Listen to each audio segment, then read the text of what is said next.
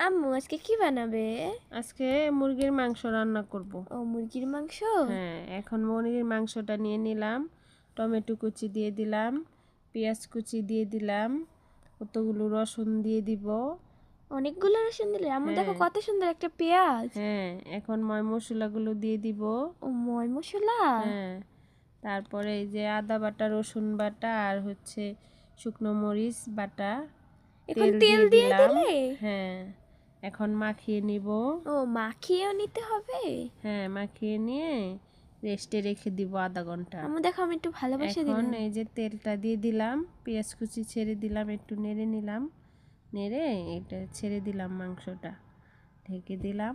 ঢেকে দেওয়ার পর এই যে ঢাকনা উঠিয়ে নিলে? হ্যাঁ, এখন দেখো এই যে নেড়ে দিচ্ছি। ও নেড়ে দিচ্ছ? হ্যাঁ এখন এগুলো বেরেস্তা দিচ্ছ? হ্যাঁ, পেঁয়াজ বেরেস্তা দিলাম। এখন আবার ঢাকনা দিয়ে ঢেকে দিলে? হ্যাঁ, ঢেকে দিলাম। এই এই যে দেখো দেখো, কত সুন্দর হয়েছে। অনেক সুন্দর লাগতেছে। এখন কি এই যে উঠিয়ে নিচ্ছ? নামিয়ে নিচ্ছি। হ্যাঁ, ওয়াও কত সুন্দর। আল্লাহ আল্লাহ হাফেজ। হাফেজ।